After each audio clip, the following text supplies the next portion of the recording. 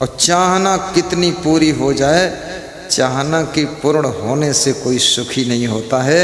जो चाहना को भी जीतने की चाहना रखा है वही सुखी हो जाता है। बोलिए सद्गुरु भगवान की जय। क्योंकि चाहना का स्वभाव है, एक चाहना पूरी होती है तो दो चाहना का जन्म हो जाता है। जब दो पूरी होती है तो चार चाहना का जन्म होता है। निर्धनिक कछु धन चाहे, धनिक चाहे विशेष। विशेष हूँ विशेष चाहे होवन चाहे नरेश, और नरेश चाहे इंद्र पद, इंद्र चाहे रणजीत, असुर चाहे सुरपति बनन, यह तृष्णा की बीती।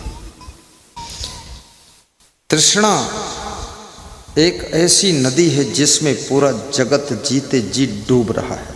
तृष्णा बैतरणी नदी है। क्रोधो वैवस्तो राजा, विद्या दुघा कामधेनु, संतोषो नंदनम वरम। विद्या कामधेनु गाय है। आपने नाम सुना होगा कि कामधेनु गाय ऐसी गाय होती है, हर 5 मिनट में उसको दूह लो, हर समय दूध देती है। रात में दूध देगी, शाम को दूध देगी, दोपहर में दूध देगी, सुबह दूध देगी।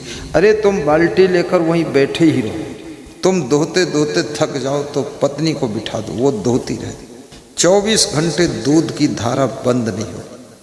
कामधेनु गाय ऐसी हो। तो नीतिकार कहता है कामधेनु गाय कौन है? कामधेनु गाय, ध्यान देना भाई, कामधेनु गाय है विद्या। विद्या ये कामधेनु गाय है, इसको दिन रात दुहो, लेकिन ये विद्या कभी कम पड़ती ही नहीं है। जितना दुहो उतना ज्यादा दूध देती रहती है। विद्या धनम सर्व धनम प्रधानम। विद्या धन को सभी धन के बीच में प्रधान धन, श्रेष्ठ धन माना गया। विद्या धनम सर्व धनम प्रधानम। क्यों? न चौरहार्यम नच भ्रात भाज्यम नच राज्य हार्यम नच भारकारी, बे कृते वर्धते यो नित्यम विद्या धनम सर्व धनम प्रधानम। ना तो चोर इसको चुरा सकता है, तुम्हारी घड़ी चोरी हो सकती, मोबाइल चोरी हो सकता, चप्पल जूते चोरी हो जाएंगे, गमछा चोरी हो जाएगा, पैसे की पर्स चोरी हो जाएगी, तुम्हारे कपड़े चोरी हो जाएंगे, गाड़ी चोरी हो जाएगी, सब चोरी हो जाएगी, लेकिन विद्या चोरी नहीं होती। तुमको भी लोग चुरा ले जाए, तुम्हारा चोरी हो सकते, तुम अपहरण हो सकता है, तुमको उठा ले जाएंगे लोग, आतंकवादी उग्रवादी, कोई ना कोई उठा सकता तुमको, लेकिन फिर भी विद्या तुमसे छीन नहीं सकते। विद्या नहीं छीन सकते, तुमको मार डालेंगे तो भी विद्या नहीं मिलेगी। तुम्हारे पास सोने की अंगूठी है, गले में सोने की चैन है, वो छीन लेंगे लोग, जबरदस्ती छीन लेंगे, नहीं चुरा पाएंगे, तुम्हारा गला पकड़ के छीन लेंगे, लेकिन विद्या धन को छीना भी नहीं जा सकता है, और राजा भी उसको नहीं ले सकता है।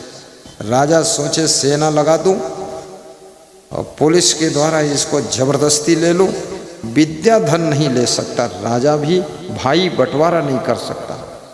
इसलिए याद रखना, कितने सगे भाई हों, आप तो श्रेष्ठ धन भी इकट्ठा करो, लेकिन बच्चों का पढ़ने में मन लगता नहीं है, लड़कियों का पढ़ने में मन नहीं लगता है, विद्या धन में मन ही नहीं लगता है। माँ बाप कहते हैं विद्या पढ़ो, विद्या पढ़ो, अंग्रेजी पढ़ो, मैथ पढ़ो, एग्रोनॉमी पढ़ो, इंजीनियरिंग पढ़ो, ये पढ़ो, वो पढ़ो, बाटनी, वो बाटनी के बजाय चटनी खा रहा है, वो पढ़ता ही नहीं। लेकिन सबसे श्रेष्ठ धन विद्या धन है।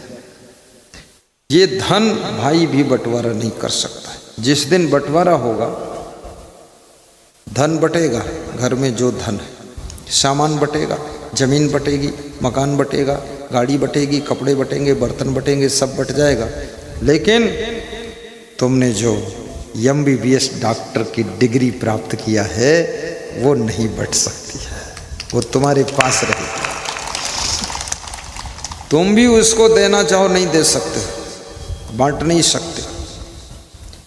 महान भक्त श्री भीम मंडल को आज्ञा देता हूँ, अब वो यदि जाना चाहें तो प्रस्थान कर सकते हैं। यदि बैठना चाहें तो बैठ सकते हैं और जाना चाहें तो चुपके से इनको धनंजय विदा कर दो। देख लो बैठने का टाइम हो बैठो, हाँ बैठो, लफड़ा ये तो चलता ही है। बता दो गाड़ी थोड़ा डिस्टर्ब हो गई थी। लोग कहते झूठ बोलना नहीं चाहिए, मैं कहता हूँ अगर झूठ बोलने में पाप नहीं है और कुछ फायदा है तो बोल देना चाहिए।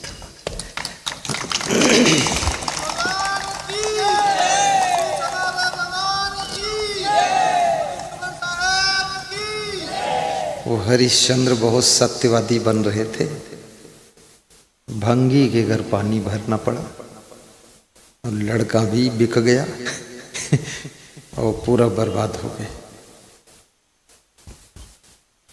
बहुत ज़्यादा सत्य और झूठ, अगर झूठ बिल्कुल बेकार होता तो आज तक झूठ मर गया होता, खत्म हो गया, लेकिन आज तक झूठ जिंदा है। अगर झूठ केस में तुमको कोई फंसा दिया है तो सत्य तुमको बचा नहीं सकता है, फिर झूठ ही तुमको बचाएगा। और वकील यही सिखाता है पहले झूठ बोलना।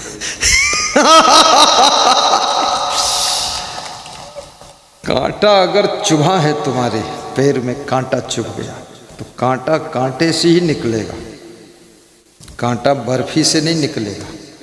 तुम कांटे के ऊपर गुलाब जामुन रगड़ो, कलाकंद रख दो, वो नहीं निकलेगा, कांटा कांटे से निकलेगा। लोहा लोहे से कटेगा। विष की औषधि विष है, कंटके नयो कंटकम, विषस्य विष मौषधम, विष की दवाई विष है, जहर।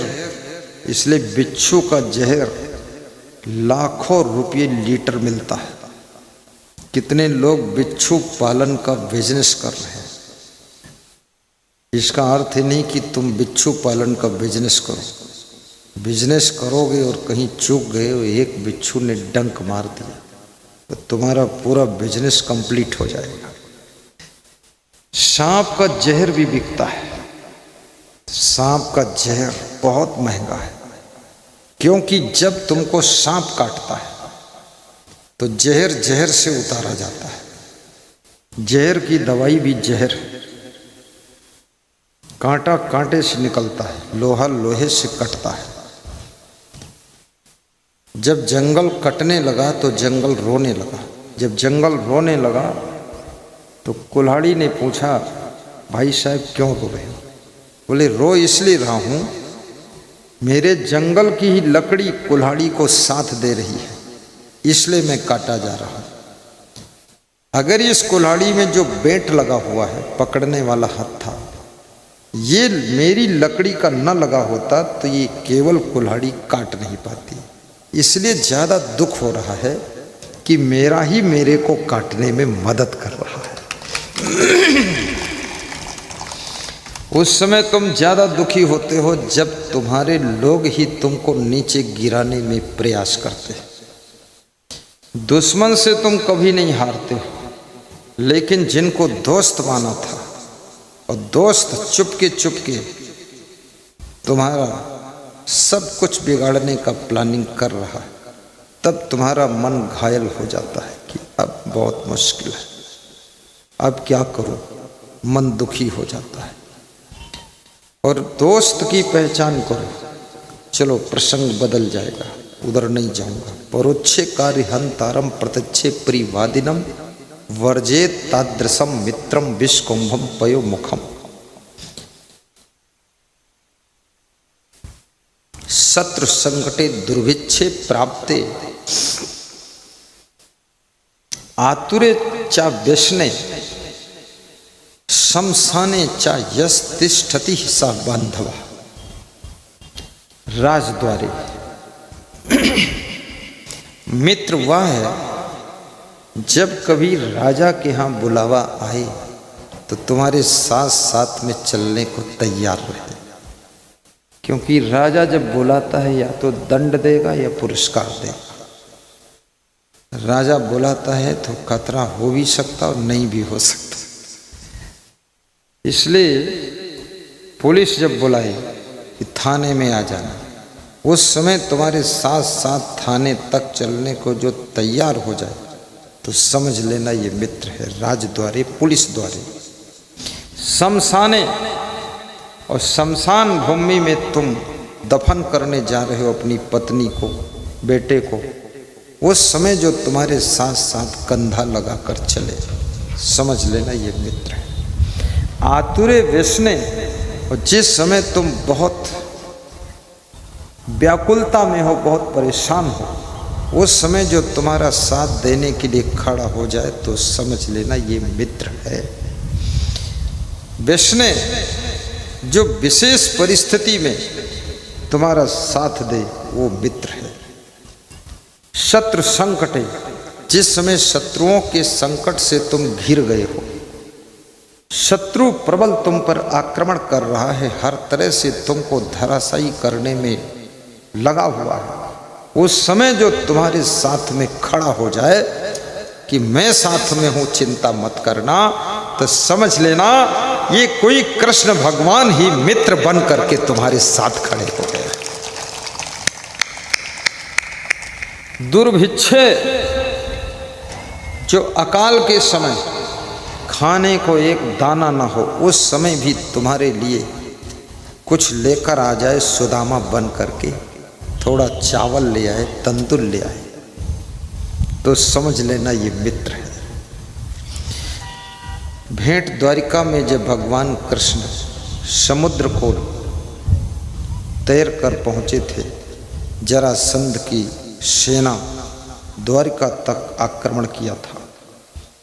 जरासंध बिहार जमुई जिले का रहने वाला था, आपके ही पड़ोसी का था। पहले बिहार झारखंड साथ साथ था। बिहारी महतो ने फिर इसको, श्री बिहारी महतो ने झारखंड को अलग करने के लिए बहुत बड़ा आंदोलन किया, बात उठाई, आवाज उठाई, यही नाम था ना उनका, श्री विनोद बिहारी। विनोद तो भूल गए, बिहारी याद रह गया।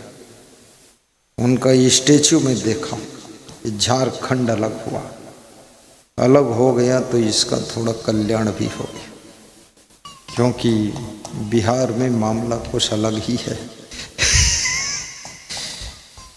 बिहार और झारखंड दोनों छोटे बड़े भाई हैं, बंटवारा हो गया। और जब जरासंध ने भगवान कृष्ण के ऊपर आक्रमण किया, भगवान कृष्ण सिखाते हैं संकट में घिर जाओ तो भाग जाओ, भागना भी सीखो।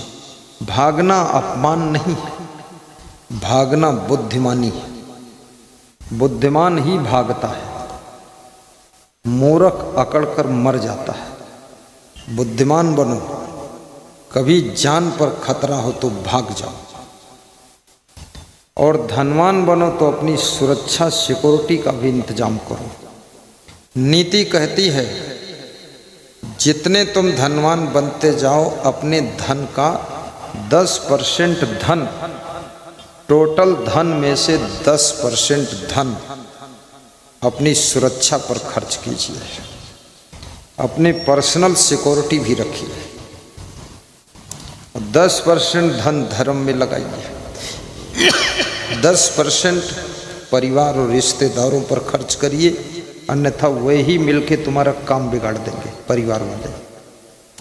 10% पुलिस, गुंडा और नेता पर खर्च करिए, अन्यथा हर जगह अड़ंगा फंस जाएगा, हर जगह बाधा पड़ जाएगी। पुलिस को भी कुछ नाश्ता कराइए, गुंडों को भी नमकीन पकौड़ी खिलाइए, और नेताओं को भी थोड़ा कुछ दे दो, क्योंकि कहीं लफड़ा फंसेगा तो नेता ही फोन करेगा, तभी बचोगे तुम। इसलिए उसको भी थोड़ा, उसका भी हिस्सा है। ये सबके हिस्से का किस्सा है, और ये किस्सा समझ गए तो सफलता की दिशा है, और ये नहीं समझे तो दुर्दशा है। और 10% पैसा इमरजेंसी के लिए रखना चाहिए, आपातकाल के लिए। बाकी पैसा अपने बिजनेस में लगा दीजिए, आगे बढ़ते चले जाइए बिना बाधा के। मैं छत्तीसगढ़ में एक गांव में गया था। उस गांव में एक सिंधी मारवाड़ी बिजनेस कर रहा था। नाम नहीं लूंगा, हो सकता वो भी प्रवचन सुनता। गांव का नाम भी नहीं लूंगा, याद सब है पर लूंगा नहीं। उसकी बहुत बड़ी दुकान थी किराना की, बहुत बड़ी दुकान गांव में। गांव भी बहुत बड़ा था, लगभग 10,000 की बस्ती। वो व्यक्ति मेरा सत्संग था वही। लोग कह रहे थे किसी के यहाँ शादी होती है 20% कंसेशन पर सामान पूरा दे देता है। यदि 1 लाख का सामान है 20,000 कम लेता है। कोई दुर्गा पूजन हो रहा है उसमें भी दान करता है। कोई चंदा लेने आया उसको भी देता है। और आपका सत्संग हो रहा तो इसमें पूरा भंडारा कर रहा है। कोई गांव में नेता आता है उस पर जो खर्चा होता वही दे देता है। तो हमने कहा, उसको बुलाया, हमने कहा इतना खर्च क्यों करते हो? बोले सकलो बाधा मिट गई, तीना थोड़ा दान, और सबकी चिंता हम करें और हमारी चिंता करे जहान। बोले सब बढ़िया है, बाधा ही नहीं। संसार में जीने का तरीका सीखो, जीने का ढंग आ गया तो जिंदगी में सुख बरस जाता है। जीने का ढंग नहीं आया तो जिंदगी ही तुम्हारी दुश्मन बन जाती है। जिंदगी मधुबन भी है और जिंदगी गुलशन भी है। एक विचारक कह रहा है, जिंदगी मधुबन भी है और जिंदगी गुलशन भी है। ध्यान देना, जिंदगी मधुबन भी है और जिंदगी गुलशन भी है। और जीने का ढंग यदि नहीं आया तो जिंदगी दुश्मन भी है, जिंदगी दुश्मन भी है। बोलिए सदगुरु भगवान की जय, सदगुरु कबीर साहेब की जय। जय जय जय जय जय जय जय जय साहिब बंदगी। देखो मेरे माता पिता की भी जय बोली गई है। पुत्र अच्छा करता है तो माता पिता को भी सम्मान मिलता है। शिष्य अच्छा करता है तो गुरु को भी सम्मान मिलता है। याद रखना, सम्मान भी इतना कमाइए कि तुम्हारे 7 पीढ़ियों तक सम्मान पहुंचना चाहिए। नाम भी इतना कमाइए कि तुम्हारे नाम से सैकड़ों लोगों का काम होना चाहिए। नाम की बहुत बड़ी ताकत होती है। राम से बड़ा राम का नाम।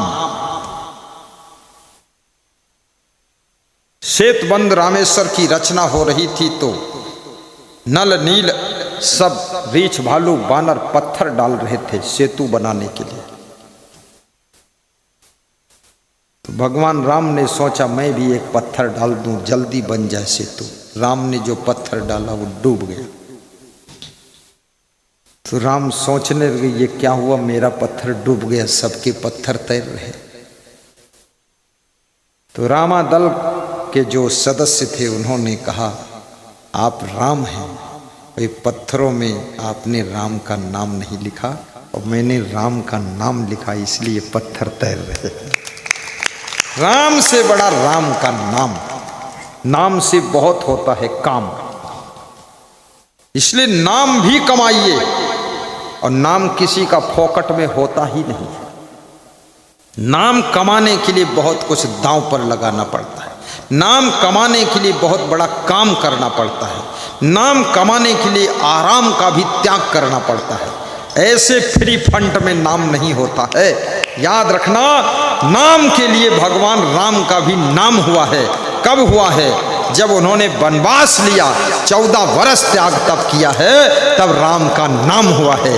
ये फ्री में नाम नहीं हुआ। घर ही में बैठकर समोसा खा रहे हो, नाम चाह रहे हो, अरे पेट खराब होगा, बीमार हो जाओगे। थोड़ा निकलो सेवा के लिए। आज भीम मंडल का नाम बोला गया, क्यों बोला गया? क्योंकि 100 सुनार की एक लुहार की लगा दिया।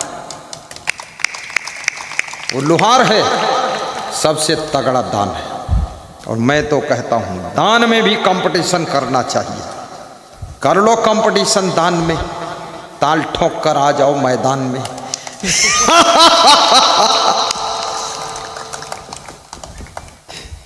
लोग खुश हो गए।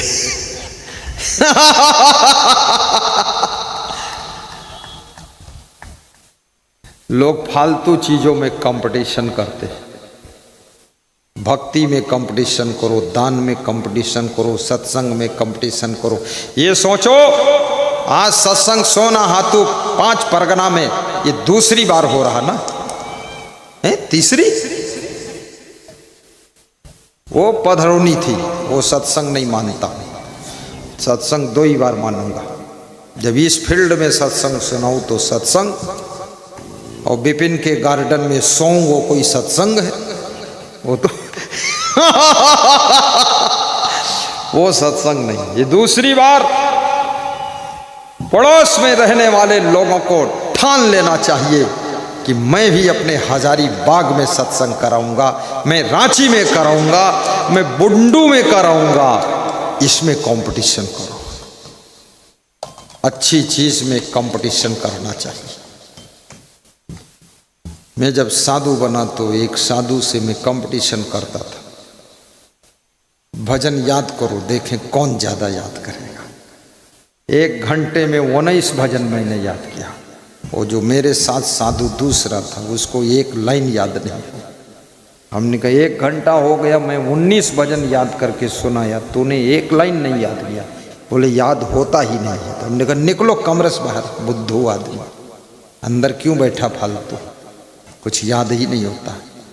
पाठ करने में भी मैं कंपटीशन करता था।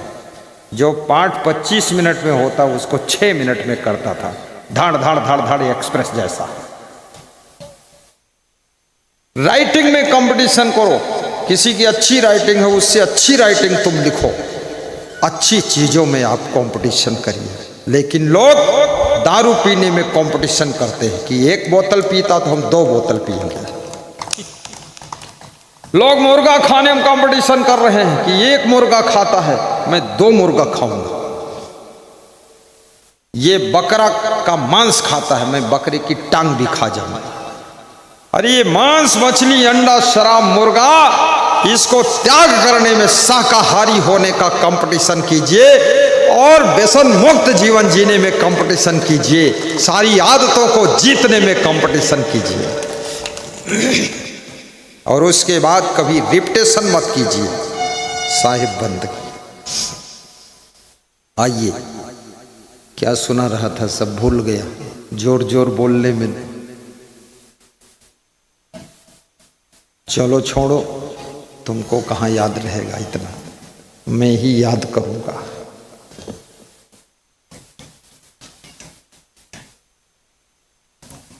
राबिया एक मुस्लिम महिला फकीर हुई, अर्थात साध्वी बन गई।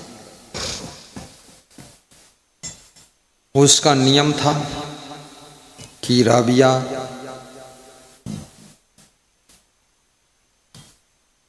ने एक छोटा सा आश्रम बनाया था, कुटिया बनाई थी, और उसकी कुटिया पर जो आ जाता था उसको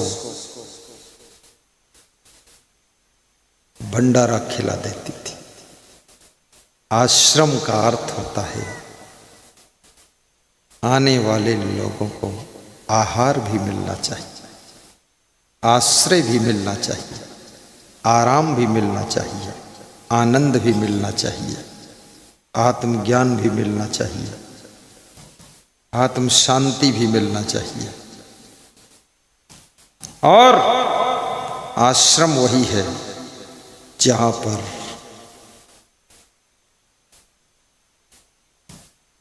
आत्म सुधार भी होना चाहिए। केवल खाना पीना तो होटल में भी हो जाता है। आश्रम में भोजन भी मिले लेकिन भजन भी मिले, आराम भी मिले और आत्म ज्ञान भी मिले।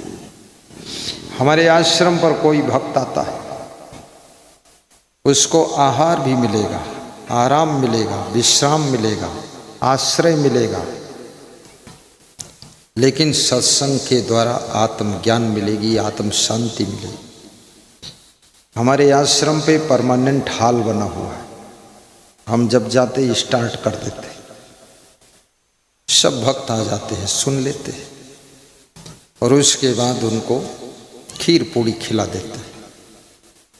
याद रखना, सत्संगत की महिमा बड़ी, आए कर लो घड़ी दो घड़ी, सत्संगत की महिमा बड़ी।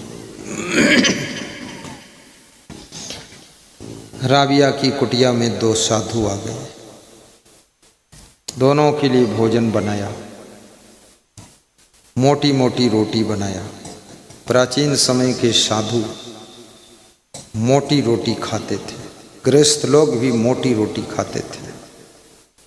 अब तो सभी लोग फुल्का खाते हैं, फुल्का, और फुल्का खाते हैं फिर भी पेट फूला रहता है।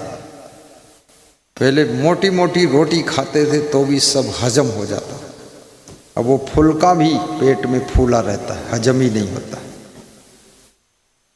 छोटी छोटी रोटी खाते हैं लोग, कोमल कोमल रोटी, फिर भी हजम नहीं हो रही। लोगों का डाइजेशन भी बहुत कमज़ोर हुआ है। जिनका डाइजेशन कमज़ोर है उसकी एक ही दवा है, वो दवा अगले साल आऊँगा तब बताऊँगा। इस साल इसलिए नहीं बताऊँगा, नहीं बताऊँगा इसलिए नहीं बताऊँगा, अगले साल बता दूँगा डाइजेशन कैसे सुधरता है। दवा नहीं है, तरीका है। अब इस साल बताऊँगा तो विषयांतर हो जाए, इसलिए जो चल रहा उसको चलने दो।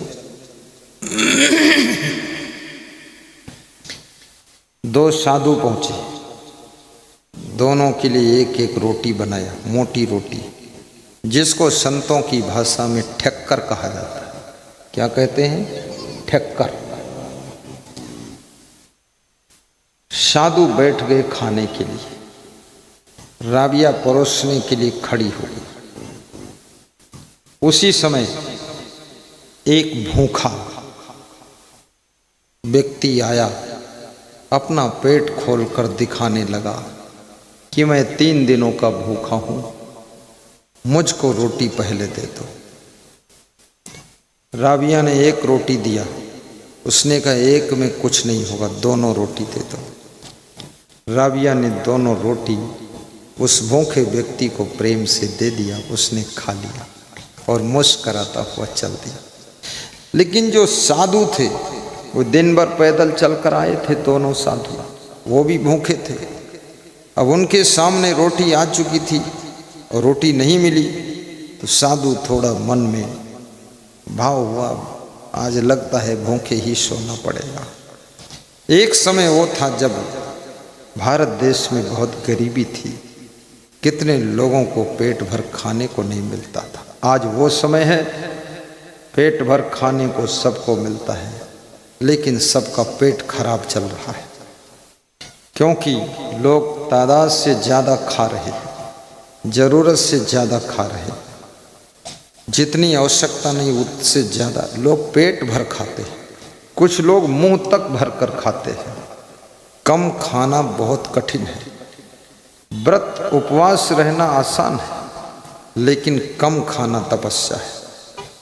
तुम व्रत रह सकते हो कि मंगलवार का व्रत हूँ, आज कुछ नहीं खाऊंगा, ये तो कर सकते हो, ये सरल है।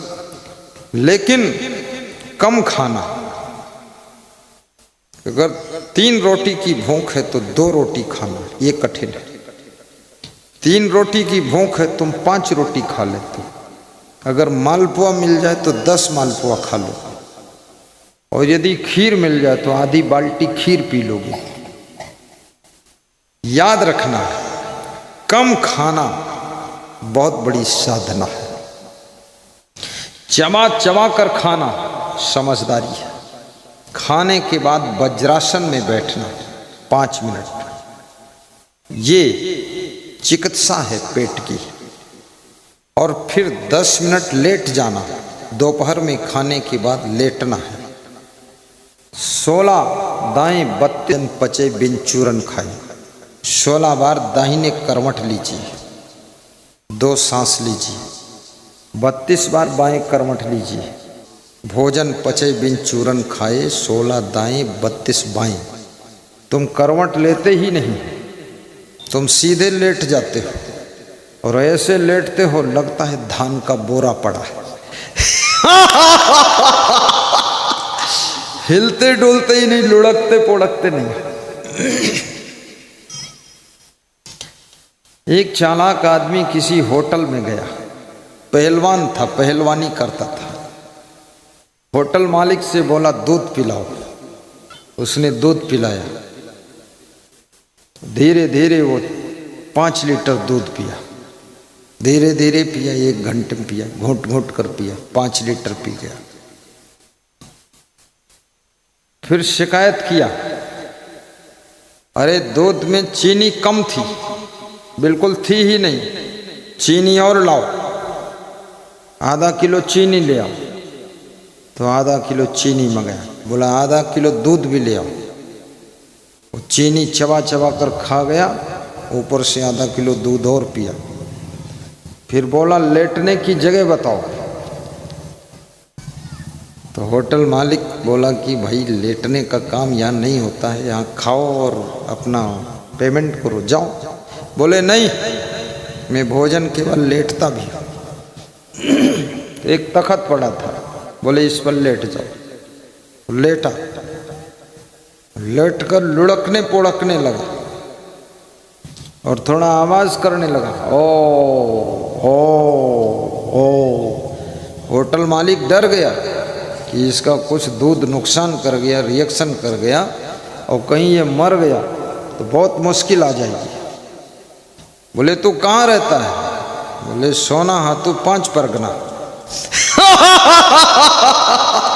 होटल मालिक ने ऑटो बुलाया, कहा बैठ टोटो में, और बुंडू से भेज दिया सोना हाथू 5 परगना। उसके घर छोड़ दिया। घर में पहुंच गया। घर में पहुंचकर बिल्कुल ठीक हो गया, हंस रहा था।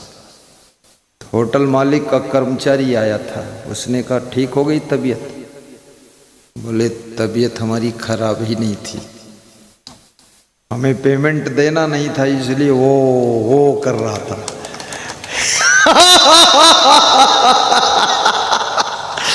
मालिक डर गया कि कहीं मर गया तो मेरे ऊपर 307 केस लग जाएगा, इसलिए 5 किलो दूध जाए भाड़ में, इसको छोड़ो सोना हाथू में जाकर। घर पहुंचा, मस्त घूम रहा था। पत्नी ने कहा कुछ खा लो। बोले 2 दिन का एक बार भी पी के आया हूं, अब कुछ नहीं खाऊंगा। ऐसे ऐसे खिलाड़ी लोग होते हैं। दूसरे दिन फिर पहुंचा होटल की तरफ। होटल मालिक ने पूछा तबीयत तो ठीक ठाक है ना? बोले तबीयत बिगड़ी किसकी थी? बोले आपकी बिगड़ी थी, बेहाल थे, वो करते थे। बोले आपको क्या पता, शक्कर ऊपर से खाया था, उसको उलट पलट के मिक्स कर रहा था, इसलिए वो करता। तो फिर पेमेंट करो कल के दूध का। बोले पेमेंट की बात करोगे तो फिर तबीयत बिगड़ जाएगी और तुम्हारे होटल में ही बिगड़ेगी। अरे बोले जाओ यार, यहाँ पेमेंट करो ना करो, मुझे बचने दो। ऐसे खिलाड़ी लोग होते हैं। साहिब बंदगी बोलो, साहिब बंदगी। 10 मिनट हर रोज टहले, शाम को खाने के बाद। शाम को भोजन कीजिए तो 10 मिनट टहल लीजिए, लेकिन दोपहर में भोजन कीजिए तो यदि समय है तो 5 मिनट थोड़ा लेट जाइए। सोना नहीं है। दिन में सोने से बहुत बड़े डॉक्टर का रिसर्च है कि 50% बीमारी अपने आप तुम्हारे भीतर पैदा हो जाएगी अगर दिन में सो। बहुत भयंकर बात है ये। उसका कहना है डॉक्टर का, अगर थोड़ा झपकी आ रही तो किताब हाथ में ले लो, मोबाइल ले लो, झपकी आए जब मोबाइल या किताब अपने हाथ गिर जाए अपने आप, बस समझ लो नींद पूरी हो गई, उठ जाओ। लेकिन कुंभकर्ण लोग तो दिन में भी खूब सोता है, रात में सोता है, शाम को भी सोता है, गाड़ी में भी सोता है, चलते चलते भी आंख मूंद कर सोता है, सोता ही सोता है, जागता है ही नहीं। घर घर में एक एक कुंभकर्ण, 2-2 कुंभकर्ण है। कितने लोगों को सौभाग्य से बहुएं भी कुंभकर्ण की पत्नी मिली है। इतना डंका बजाकर सोती है बहू, और नाक भी बजाती है, लगता है स्कूटर स्टार्ट कर रही, खुर्र फुर्र। सासू घबरा रही है कि अरे भैया ये क्या कर रही बहू। घर घर में एक एक 2-2 रावण बैठा हुआ है, राक्षस। माँ बाप को आंख दिखाता है, गाली देता है। घर घर में है रावण बैठा, इतने राम कहाँ से लाऊं। कलयुग बैठा मार कुंडली जाऊं तो मैं कहाँ जाऊं। कलयुग बैठा मार कुंडली जाऊं तो मैं कहाँ जाऊं। घर घर में है रावण बैठा, घर घर में है रावण बैठा, इतने राम कहाँ से लाऊं। घर घर में है रावण बैठा, इतने राम कहाँ से लाऊं। कलयुग बैठा मार कुंडली जाऊं तो मैं कहाँ जाऊं। जाऊं तो मैं कहाँ जाऊं, इतने राम कहाँ से लाऊं। राम तो एक ही है और रावण बहुत हो गए। लंका के रावण को राम ने मार डाला, लेकिन इंडिया में घर घर में रावण पैदा हो गया। लंका का रावण तो मर गया। घर घर में रावण, घर घर में है रावण बैठा। बाबा गा दो पूरा। अरे घर घर में है रावण बैठा, इतने राम कहाँ से लाऊं।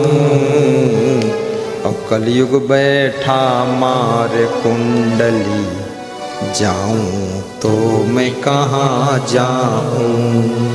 कलयुग बैठा मार कुंडली। मनुष्य वह है जो कलयुग को भी सतयुग में बदल दे, वही मनुष्य है।